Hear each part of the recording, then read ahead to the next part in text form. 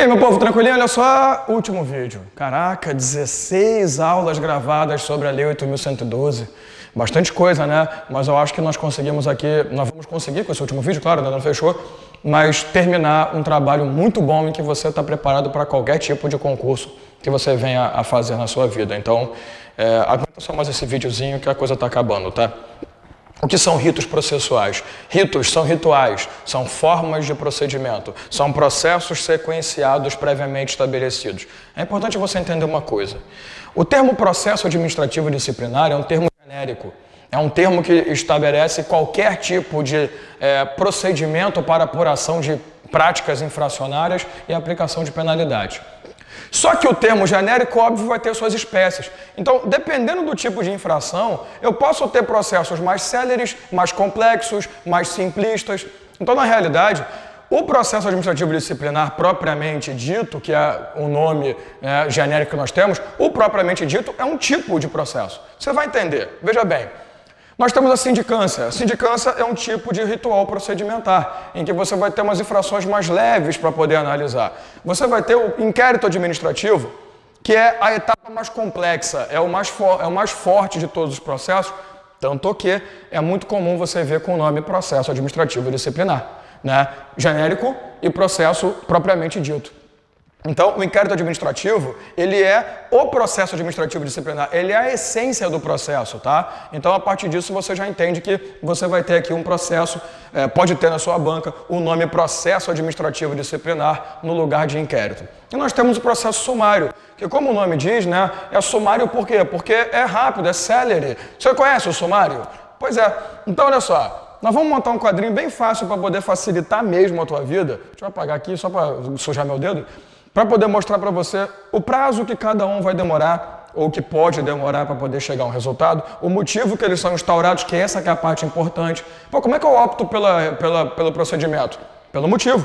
A comissão, como se forma e o resultado. Vamos começar a preencher o quadro. Primeira coisa, o processo de sindicância é considerado um processo de devido procedimento, de considerável demora, mas que vai analisar os casos mais simplistas. Então, esse processo ele tem um prazo inicial de 30 dias, que pode ser prorrogado por mais 30 dias. Beleza? Então, esse processo inicialmente é uma divisão 30 mais 30. Beleza? Ele pode durar 30 dias e pode ser prorrogado por mais 30. O inquérito administrativo, ou o processo administrativo disciplinar propriamente dito, ele já é um procedimento muito mais complexo, muito mais demorado, muito mais etapas. Então, ele dura inicialmente 60 dias, podendo ser prorrogado por mais 60 dias. Você está entendendo esse papo?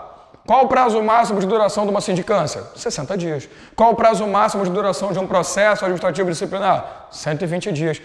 Ah, então é por isso que lá no afastamento preventivo, nós vimos que o afastamento pode durar até 120 dias, sim, porque ele considera o prazo máximo do maior sistema processual, do maior sistema ritual, como base para análise do momento em que você vai afastar o cara, do período que ele vai ficar afastado, beleza?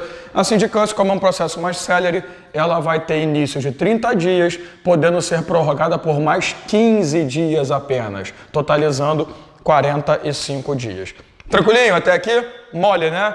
Beleza, então vamos para a próxima. Quais são os motivos para impetração ou para determinação da utilização daquele tipo de ritual? O que faz com que esse ritual surja, né? Qual é o motivo? Primeiro, a sindicância abre sempre que você for analisar caso que possa ser punido com advertência.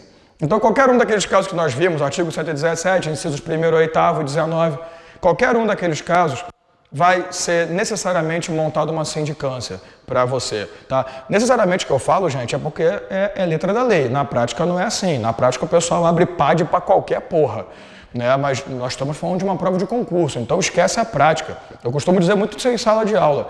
A lei é linda, a prática é uma bosta, tá? Porque a lei é o nosso caminho para a prova. Ah, mas eu conheço, hoje conhece bosta nenhuma. Porque a prática não tem importância. O que tem importância é a lei. Advertência, vai ser instaurada uma sindicância. E suspensão, desde que a aplicação de penalidade seja de até 30 dias. Então, se eu for aplicar uma penalidade que a suspensão for até 30 dias, então eu abro uma sindicância. Tem um caso que obrigatoriamente vai ser sindicância. Lembra que eu falei para você que são 4 situações que geram a suspensão? Primeira, reincidência na aplicação de advertência. Segundo, você cometer a outro servidor uma atribuição que não faz parte do cargo dele, uma atribuição estranha ao seu cargo. Terceiro, vender jequiti. Lembra dessa história? Você realizar uma atividade incompatível no horário do expediente. Quarta coisa, aqui que entra. Negar-se a atualizar dados médicos. E a lei fala que essa negativa ela pode ser suspensa por até 15 dias. Então, se a própria lei estabelece como topo 15 dias, obviamente você vai responder por uma sindicância, que pode aplicar penalidades até 30 dias, beleza? Tá, então se eu posso aplicar até 30, eu preciso de alguém para aplicar mais do que isso. E esse cara é o próprio inquérito administrativo ou processo administrativo disciplinar. O PAD, ele pode aplicar penalidade de suspensão acima de 30 dias. Até quanto? Até o infinito? Não, né? A suspensão pode ser de no máximo 90 dias pela lei. Então, mais de 30 dias até 90, você abre um PAD. E você pode aplicar demissão e suas correlatas. Quem são as correlatas da demissão? A destituição de cargo ou função de confiança e a cassação de aposentadoria ou disponibilidade. Você deve estar assim, porra, beleza, já abarcamos todas as penalidades. Então, para que um terceiro processo? Exatamente essa que é a jogada. O processo sumário, ele vai determinar para você uma celeridade maior. Então, você parte do seguinte princípio: eu só vou utilizar o processo sumário se for um processo fácil de comprovar. E existem 3 atos que são fáceis, todos eles de demissão. Então, você já entende assim, olha, o processo sumário é sobre demissão, mas em 3 casos. Primeiro caso, abandono de cargo. Você vai encontrar lá no artigo 132 da Lei 8.112 os casos puníveis com demissão, além dos incisos 9 a 16 do artigo 117. Veja bem, o que seria abandono de cargo? Abandono de cargo significa você ter 30 dias consecutivos, guarde bem isso aqui, 30 dias consecutivos de faltas não justificadas e não abonadas. Simplesmente 30 dias ausente em seguida. É fácil comprovar a ausência consecutiva? Lógico, tem ponto, tem não sei o que, tem testemunha, tem fofoqueiro, tem tudo. Então, é um processo mais célere, mais rápido, mais fácil. Então, o sumário é o melhor caminho. Segundo motivo para você instaurar um processo sumário, a chamada inassiduidade habitual. Opa, esse nome é bem estranho, né? Inassiduidade significa que o cara é inassíduo, ou seja, costuma faltar. Habitualmente que ele costuma pra cacete, né? Porque ele falta pra caramba. Na verdade, a lei vai falar assim, ó, 60 dias interpolados num período de 12 meses. Aqui é mês, não é 12 meses não, tá? Eu só diminuí e tal, vou fingir que tá pequenininho, porque eu tô com preguiça de escrever, eu acho que não vai pegar até lá no quadro. Por via das dúvidas, eu paro aqui. Presta atenção, inassiduidade habitual é porque você faltou 60 dias interpolados dentro de 12 meses, num período de praticamente um ano, né? De 12 meses, que eu saiba, chega a um ano, eu acho, não sei, tem que pensar. Então a ideia é a seguinte, você falta 60 dias interpolados, batidos, né? Por exemplo, você faltou 20, voltou, não justificou os 20. Faltou mais 10, voltou. Faltou mais 15, voltou. Uma hora vai somar 60. Quando chegar a 60, você pode ser demitido por inassiduidade habitual. Beleza? Lembra da substituição? Que você trabalha 30 dias de graça para o teu chefe, só a partir do excedente de 30 que você recebe? Pois bem, essa é uma forma de ferrar teu patrão, né? Porque se ele faltou 30 dias seguidos, voltou com aquela maior cara de pau, porra, obrigado, cara, eu tava, mas o senhor justificou a falta? Não, deixa. Aí depois ele some de novo, ele pode ser pego por inassiduidade habitual, graças a Deus. E a terceira possibilidade, acumulação ilegal de cargos. Você tem que lembrar, amigo, que a acumulação de cargos ela só pode ocorrer em casos clássicos. Né? A Constituição Federal vai determinar isso pra gente. Ela diz que, no artigo 37, combinado com o 38, você pode acumular cargos legalmente se for 2 cargos de professor, um cargo de professor com uma área técnica, né, ou científica. 2 cargos privativos da área de saúde, cargo de professor com cargo de magistratura, o cargo de servidor público com servidor eletivo, né? E também o cargo de magistratura de magistério, perdão, com membresia do Ministério Público. Isso tudo você vê na Constituição Federal, artigos 37, 38 e complementos. Isso se você não tiver um domínio bom, isso você tem que procurar no direito constitucional, na parte do artigo 37 a 41, ou no direito administrativo, nas regras que tangem. Depende muito. Tem edital que coloca no constitucional, tem edital que coloca no administrativo, tem professor que dá isso no constitucional. Até porque isso é constitucional, na verdade, né? Tem professor que dá isso no administrativo. Então, independentemente, isso é uma coisa que você tem que saber. Se você está acumulando ilegalmente cargos e for pego, é fácil comprovar, porque você possui 2 matrículas que são incompatíveis, principalmente no horário. Só que a lei é muito interessante. Ela faz assim, olha, você é para ser demitido, mas nós vamos deixar você escolher primeiro. Você escolhe qual que você quer ficar. Vai dormir, né? Era para demitir logo, pô. O cara sabe que está fazendo merda, mas eu não vou entrar em detalhes. Então você percebeu por que o processo é sumário? Porque ele vai pegar esses 3 tipos de demissão, que são os 3 tipos mais fáceis de você identificar. Foi? Vamos formar a comissão julgadora. Uma sindicância, ela pode ter uma comissão formada por quando for uma sindicância extremamente idiota, bota um servidor só para apresentar documento, tá tudo certo. 2 ou 3 servidores. Depende da infração a ser julgada. No caso E detalhe, antes que eu esqueça, essa comissão é temporária. Por isso que eu falei para você, no vídeo anterior, que a instauração ela pode tanto convocar quanto estruturar, montar uma comissão. Então aqui é temporária, você chama, fez o trabalho, vá para casa do cacete. O inquérito necessariamente será formado por 3 servidores. Sendo que desses 3, né, sempre um vai ser o presidente, tá? Sempre um vai ser o presidente da comissão, normalmente o que tem maior cargo, o que tiver maior nível de instrução, ou que puxar mais o saco do chefe. E essa daqui é uma comissão permanente, por isso a convocar, beleza? E no caso do processo sumário, são apenas 2 servidores e que vão ser uma comissão, vão formar uma comissão também temporária. Então veja bem, isso já explica por que normalmente a gente coloca processo administrativo para tudo, né? Porque, pô, tu já tem uma comissão permanente, os caras já recebem por isso, deixa trabalhar. Vou ficar formando comissões temporárias para pagar os caras por fora e depois desfazer e ter que chamar de novo, só para caso mesmo da comissão permanente estar ilhada de coisa para fazer.